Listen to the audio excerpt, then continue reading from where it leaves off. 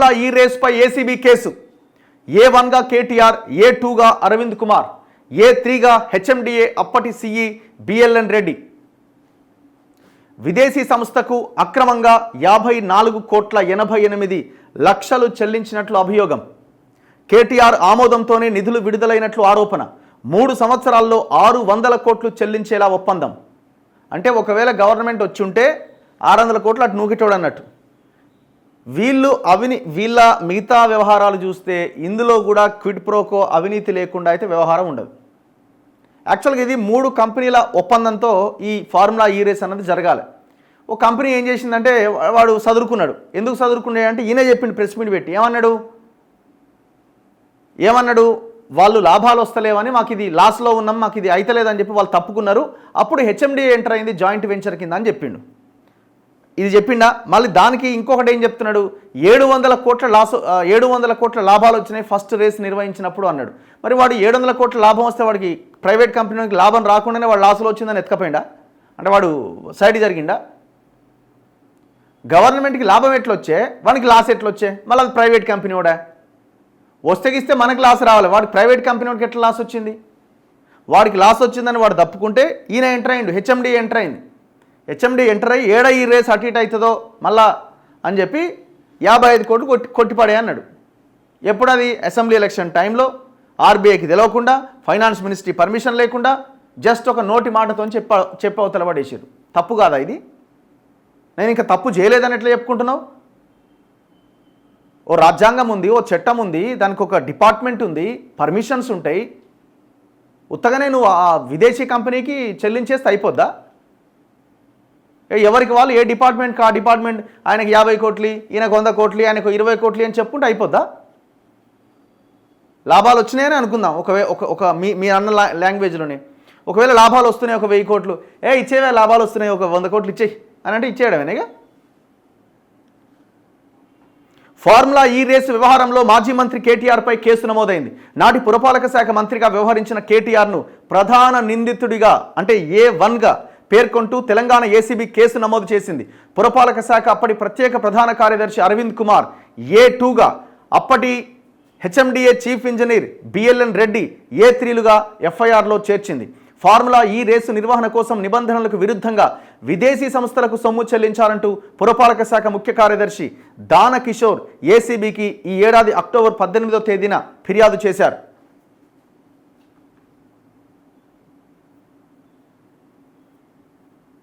ప్రభుత్వానికి 54,88,00,000 మేర నష్టం వాటిల్లిందని ఫిర్యాదులో పేర్కొన్నారు. అయితే కేటీఆర్ మంత్రిగా పనిచేసిన సమయంలో ఈ వ్యవహారం చోటు చేసుకోవడంతో కేసు నమోదుకు ప్రభుత్వం గవర్నర్ అనుమతి కోరింది. ఇటీవల గవర్నర్ ఆమోదించడంతో ఈ నెల 17వ తేదీన సాధారణ పరిపాలన శాఖ మెమో జారీ చేయగా ACB central investigation unit CIU DSP Majid Ali Khan గురువారం కేసు నమోదు చేశారు. కేటీఆర్ ఆమోదం మేరకే చెల్లింపులు.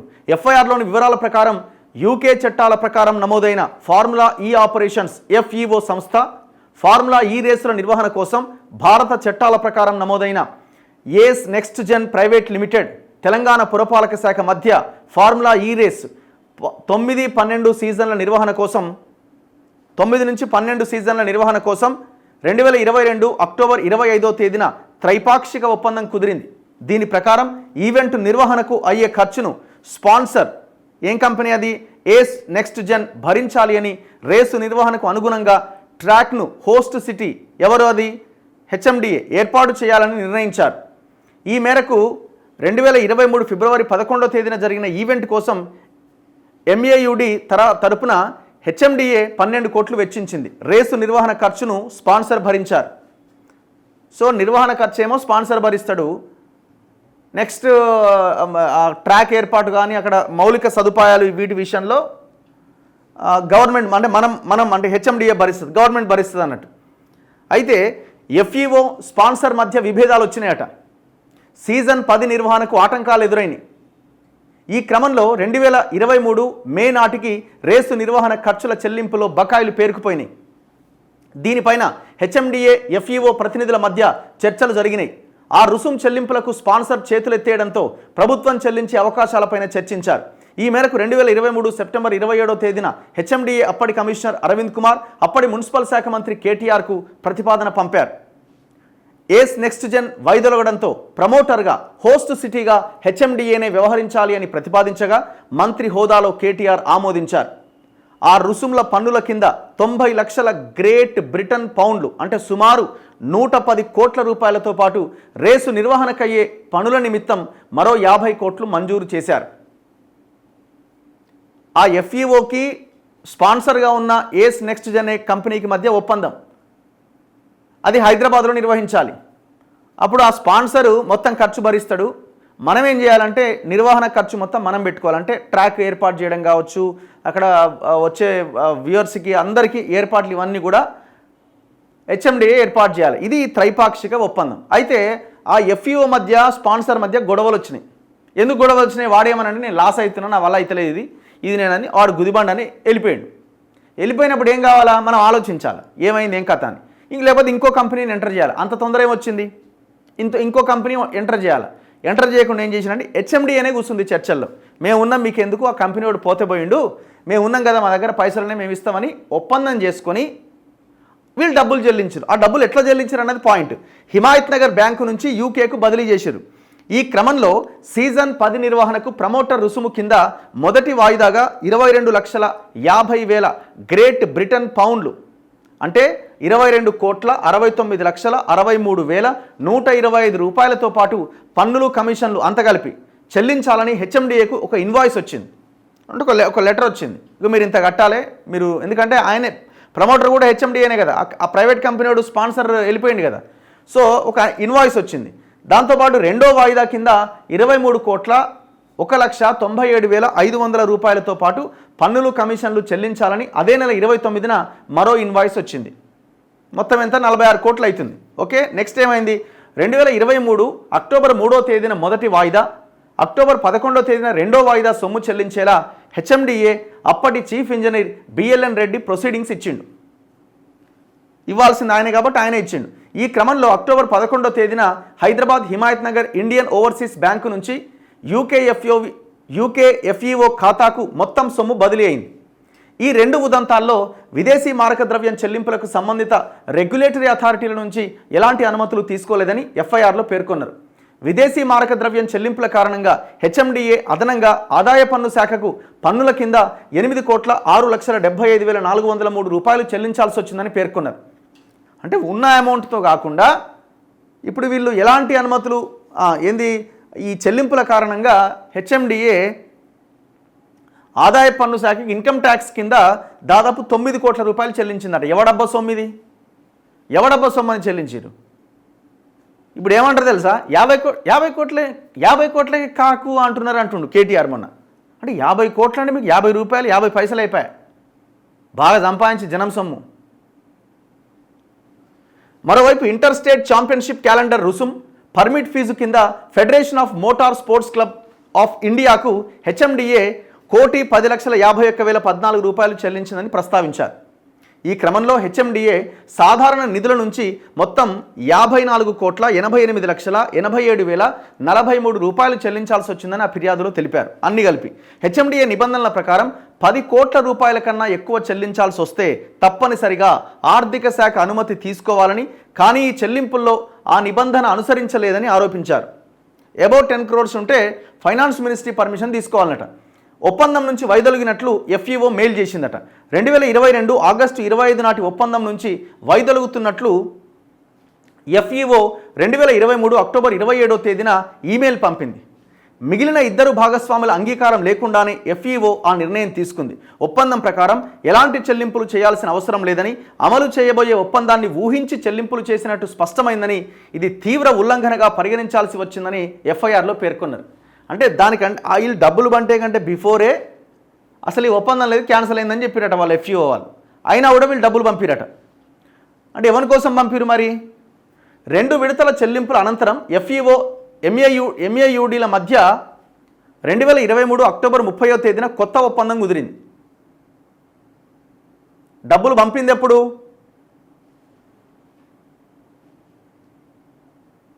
ఒక్క నిమిషం, డేట్ ఏడుంది?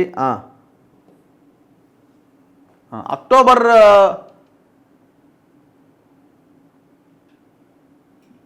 అక్టోబర్ 3వ తేదీన ఇచ్చిరట. ఏది ఇన్వాయిస్ వచ్చింది, ఏది మన ఈయన హెచ్ఎండిఎస్సిఏ ప్రొసీడింగ్స్ ఇచ్చిండు అనమాట. అక్టోబర్ అంటే ఇక అప్పటికే వీళ్ళు ఒప్పందం అవ్వకముందే పంపేశారు అన్నట్టు. ఇగో ఇక్కడ చాలా క్లియర్గా ఉంది చూడండి. ఎలాంటి చెల్లింపులు చేయాల్సిన అవసరం లేదని అమలు చేయబోయే ఒప్పందాన్ని ఊహించి, అంటే జరిగేటువంటి ఒప్పందాన్ని ఊహించి చెల్లింపులు చేసిరట. అంటే ఒప్పందం ఇంకా జరగలేదు, ఇది ఇంత అవుతుంది, ఇంత ఖర్చు ఉంటుందని ముందుగానే ఊహించి పంపించేసిరట. ఎట్లా అది ఏ లెక్కన? 2 విడతల చెల్లింపుల అనంతరం ఎఫ్ఈఓ ఎంఏయుడిల మధ్య 2023 అక్టోబర్ 30వ తేదీన కొత్త ఒప్పందం కుదిరింది. 90 లక్షల గ్రేట్ బ్రిటన్ పౌండ్ అంటే 90 కోట్లు చెల్లించడమే కాకుండా ఈవెంట్ నిర్వహణకు అవసరమైన ట్రాక్ నిర్మాణంతో పాటు ఇతర లాజిస్టిక్స్ను సమకూర్చాల్సిన భారాన్ని ప్రభుత్వమే భరించాలని ఆ ఒప్పందంలో పేర్కొన్నారు. తెలంగాణలో శాసనసభ ఎన్నికల నిమిత్తం 2023 అక్టోబర్ 9 నుంచి డిసెంబర్ 4వ తేదీ వరకు ఎన్నికల నియమావళి అమల్లో ఉండగా ఎన్నికల కమిషన్ నుంచి అనుమతులు తీసుకోకుండా చెల్లింపులు చేశారని ఆ ఫిర్యాదులో పేర్కొన్నారు. అన్ని తప్పులే, అన్ని ఎలక్షన్ కోడ్ ఉంది, ఫైనాన్స్ మినిస్ట్రీ పర్మిషన్ లేదు, అసలు ఒప్పందమే జరగలేదు. ఇప్పుడు ఏమంటుండు దానికి ఆన్సర్ అంటే, వాడు ముట్టినే అని మెసేజ్ పెట్టిండు కదా అంటుండు. వాడు తీసుకునేటోడు ముట్టినే అని చెప్పకపోతే నాకు ముట్టలేదని చెప్తారా? అసలు నువ్వు ఎట్లిచ్చినావు అన్నది పాయింట్. ఇవన్నీ నిబంధనలు ఉల్లంఘించి ఏ రకంగా నువ్వు ఆ డబ్బులు పంపినావు, ఏమేమి సెక్షన్ల కింద కేసులు పెట్టిరు, ఈ కేసులో నమోదు చేసిన సెక్షన్ల కింద నేరం రుజువైతే నిందితులకు గరిష్టంగా యావజ్జీవ కారాగార శిక్ష పడే అవకాశం ఉంది. అవినీతి నిరోధక చట్టంలోని సెక్షన్ 13(1)(a) రెడ్ విత్ 13(2) నేరపూరిత దుష్ప్రవర్తన. పబ్లిక్ సర్వెంట్ తనకు అప్పగించిన ప్రభుత్వ ఆస్తిని తాను లేదా తన నియంత్రణలో ఉన్నవారు దుర్వినియోగం చేయడం నేరం రుజువైతే గరిష్టంగా 7 ఏళ్ల జైలు శిక్ష విధించవచ్చు. IPC section 409 read with 120(b) నేరపూరిత కుట్ర ద్వారా విశ్వాసఘాతుకానికి పాల్పడడం గరిష్టంగా దీనికి యావజ్జీవ శిక్ష విధించవచ్చు. ఇప్పుడు ఇక్కడ బలైంది ఎవడు? మనం సింపుల్గా ఆలోచించాలా. పేపర్ ఏది? First page. బిఎల్ఎన్ రెడ్డి ఎవరైనా హెచ్ఎండిఏ సిఏ అట. కొట్టు అనగానే కొడుతీవి. ఆయన ప్రొసీడింగ్స్ ఇచ్చినోడి మీద కూడా కేసు వేసారు చూడండి. ప్రొసీడింగ్స్ ఇచ్చిన వాళ్ళ మీద కూడా కేసు పెట్టారు. అందుకే అధికారులు కొంత ఒళ్ళు జాగ్రత్తగా పెట్టుకొని మంత్రి చెప్పిండు కదా అని చెప్పి పర్మిషన్ ఇవ్వద్దు. అక్కడ 50 కోట్లు ఉంది సార్, ఎట్లా పర్మిషన్ ఇస్తాం, అది 10 కోట్ల వరకే కదా, నేను పర్మిషన్ ఇవ్వను, వేరే వాళ్ళతో ఇప్పించుకున్నాను వదిలేయాలా. ఇప్పుడు నీ ఏజ్లో నీకు ఎంత ఉన్నదో నీ ఏజ్ తెలియదు, కానీ ఈ ఏజ్లో ఆ కేసు కథ నీ ఫ్యామిలీ వ్యవహారం ఎందుకు ఇది లొల్లి? Who is Aravind Kumar? ఇక్కడ ఇంకొక విషయం మాట్లాడారు. Who is Aravind Kumar? ఈ అరవింద్ కుమార్ అనే ఐఏఎస్ ఆఫీసరు ఎంత హానెస్ట్ ఆఫీసర్గా ఉండే ఒకప్పుడు అనంటే, మీరు చాలా వార్తలు కూడా చూసారు గతంలో. ఛత్తీస్గఢ్ కొనుగోలు ఒప్పందం జరిగినప్పుడు, పవర్ ఒప్పందం జరిగినప్పుడు, కేసీఆర్ ఛత్తీస్గఢ్తో చేసుకున్న ఒప్పందంలో ఆనాడు ఆయన ఈ పవర్ మినిస్ట్రీకి సెక్రటరీగా ఉన్నాడు. ఎవరు? అరవింద్ కుమార్. అప్పుడు కేసీఆర్ తీసుకున్న ఈ ఛత్తీస్గఢ్ ఒప్పందాన్ని తీవ్రంగా వ్యతిరేకించి ఇది తెలంగాణ రాష్ట్రానికి గుదిబండ కాబోతున్నది, ఇది తప్పు, నేను దీని మీద సంతకాలు పెట్టలేను, పర్మిషన్ ఇవ్వలేను అని ఖరాఖండిగా చెప్పేసిండు. కేసీఆర్కే ఫోన్ చేసి నేను ఈ పర్మిషన్ ఇవ్వలేను, నేను ఈ అనుమతి ఇవ్వలేను అని కేసీఆర్కి చెప్పి కేసీఆర్కి లేఖ రాసిండు. ఎవరు? అరవింద్ కుమార్. కేసీఆర్కు లేఖ రాస్తే కేసీఆర్ మళ్ళీ రిటర్న్ ఫోన్ చేసి నువ్వు ఎట్లా పర్మిషన్ ఇవ్వో చెప్పు, నువ్వు నాకు అది నువ్వు పర్మిషన్ లేదు, ఇది కుదరదని చెప్పు, నాకు నేను చూసుకుంటాను నీ సంగతి అని అన్నాడు. ఈయన యాజ్ ఇట్ ఈస్గా సేమ్ అట్లే ఈయన అదే హానెస్ట్గా ఉండి సేమ్ కేసీఆర్కి అదే విషయాన్ని చెప్పిండు, పర్మిషన్ ఇవ్వలే. ఈయన ఎత్తేసి తీసుకుపోయి ఏడబెట్టిండు, ఏపీ భవన్లో పెట్టిండు. డైరెక్ట్గా తెల్లారే ఇమీడియట్ ఆర్డర్ కేసీఆర్ ఏం చేసినాడు, తెలంగాణ ఢిల్లీలో ఉన్న ఏపీ భవన్కి షిఫ్ట్ చేసిండు. ఇక భవన్ని చూసుకొని ఆనే ఉండు అని. మరి మళ్ళీ ఏమైంది సడన్గా అంటే, ఏం జరిగిందో ఏమో, ఎప్పుడైతే ఈ కేటీఆర్ ఎంటర్ అయ్యిండో, కేటీఆర్ ఢిల్లీకి పోయి ఈ అరవింద్ కుమార్ మరి ఈయన ఆయనకి ఎట్లా కుదిరిందో తెలియదు, ఈ దొంగతో చేతులు కలిపిండు. కథం. అంత హానెస్ట్ ఆఫీసర్, నిజాయితీ ఆఫీసర్ ఆగమైపోయిండు. వీళ్ళ వాసన ఎవరు పడ్డ కథమే కదా, మింగి అవతల పడేస్తారు. ఇవాళ ఎవరు బలవుతున్నారు? మొత్తం అధికారులంతా బలి కాబోతున్నారు. అందుకే ఈ గవర్నమెంట్లో ఉన్న వాళ్ళు చెప్పినా అధికారులు ఒళ్ళు దగ్గర పెట్టుకొని పనిచేస్తే మీ కుటుంబాలు మీరు ప్రశాంతంగా ఉంటారు. మనకేం కాదు వాడు చెప్పిండు మనం చేసినామంటే సింపుల్గా తప్పించుకుంటాడు ఆయన. నాకేం సంబంధం, రేపు పొద్దున అవసరమైతే నేను చెప్పలేదని కూడా అంటాడు. ఏమన్నా ఉందా? ఇప్పుడు అంటలేరు ఆయన హైడ్రా ఆడ కూల్చొస్తే ఆల్రెడీ ఎమ్మెల్యేలు మాట్లాడుతూనే ఉండే, ఎమ్మెల్యేలు మంత్రులు హైడ్రా అత్యుత్సాహం ఎక్కువైపోయింది వాళ్ళకి, కొంతమంది అధికారులకు అంటుండే. అయిపోయాయి, పెద్ద బండం తెచ్చి మీద ఎత్తేస్తలేరు. సో ఇప్పుడు ఏం కాబోతుంది ఈ కేసులో అన్నది చాలా కీలకమైన అంశం. ఏమయ్యేది ఏం లేదు, ఈయన అరెస్ట్ కావాల్సిన మనిషి, దాంట్లో రెండో ఆప్షన్ లేదు. ఇక నిన్న ప్రెస్ మీట్ పెట్టిండయా ఏమని? అసలు ఫస్ట్ ఈ ఎఫ్ఐఆర్ చూద్దాం. ఈ ఎఫ్ఐఆర్లో ఏముంది? ఇంకో first information report under section 173 BNSS ACB case 2024 ఎప్పుడు నమోదు చేసిరు? 19/12/2024. నిన్న ఈ ఎఫ్ఐఆర్ నమోదైంది. ఇగో act prevention of corruption act 1988 as amended in 2018 sections 13 of 1 of A read with 13 of 2 of Prevention of Corruption Act 1988 as amended in 2018 and IPC section 409 read with 120B. నిన్న information received at ACB office road number 12 Banjara hills. ఎప్పుడు information వచ్చింది? మొన్న వచ్చింది అటు information. సాయంత్రం 5:30కి వెళ్ళి complaint చేసిరట. ఎవరు complaint చేసిరా అంటే complainant Shri M Danakishore IAS. So Danakishore complaint చేసిండు.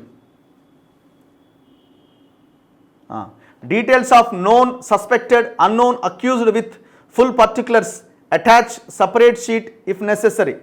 Shri K Taraka Rama Rao MA and UD Industries and IT and C Government of Telangana and presently MLA from Sirisilla, Telangana.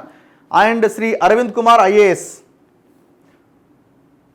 Special Chief Secretary to the Government. Next ఇంకొక ఆయన ఎవరు? శ్రీ BLN Reddy, Chief Engineer HMDA CA.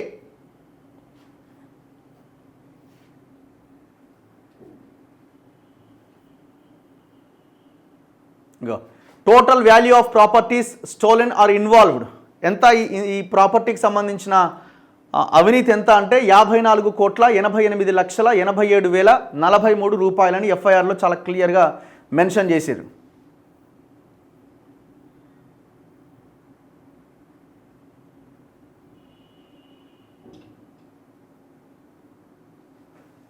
So చాలా క్లియర్గా మొత్తం డీటెయిల్గా వీళ్ళు రాయడం జరిగింది ఎక్కడెక్కడ ఏమేం జరిగింది అని.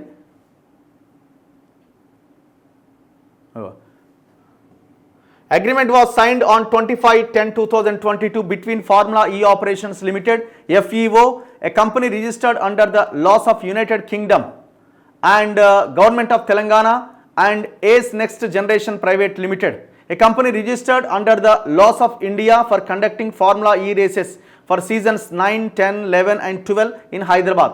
Under this agreement, the role of the government was limited to the extent of building the track for the event and providing the other civic amenities. The event was conducted on 11/2/2023. HMDA has incurred an expenditure of rupees 12 crore for the event. The fee and other payments were paid by the sponsor.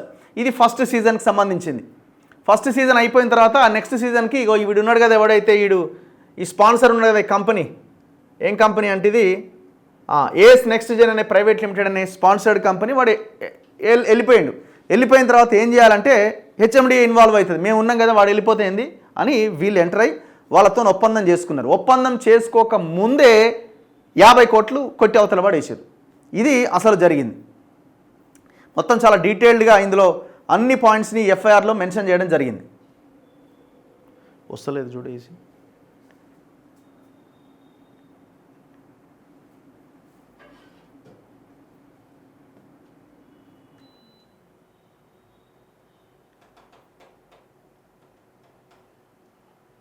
On చేయి అంతే ఒకసారి.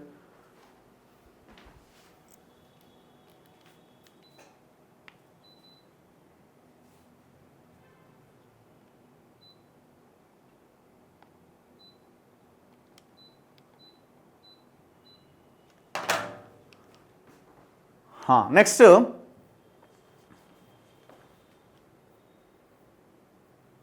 ఇదంతా FIR copy ఇది.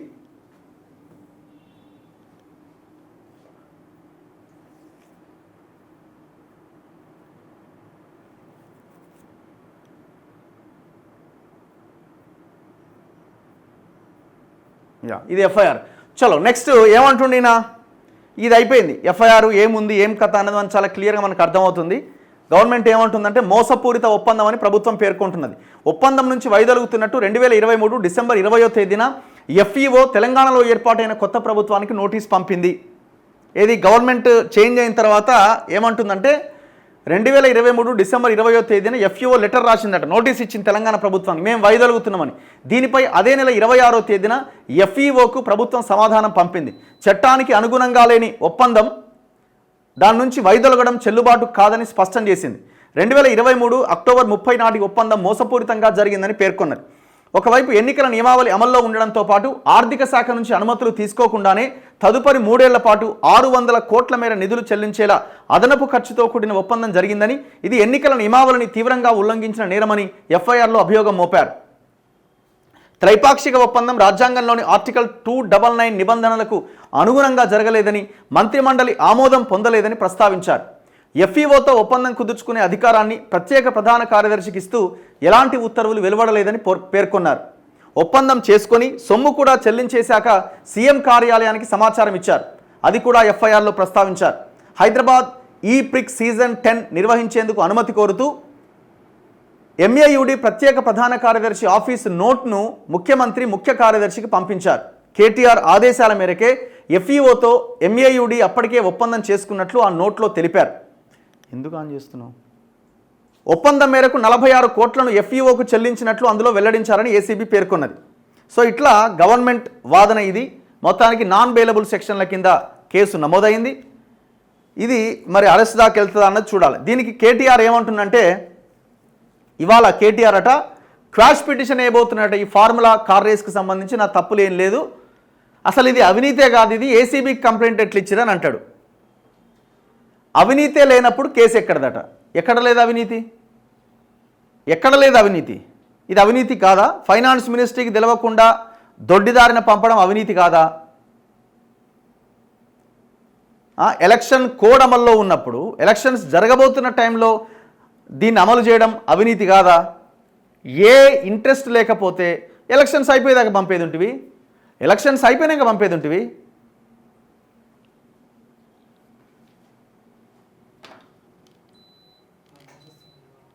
నువ్వు వదిలే.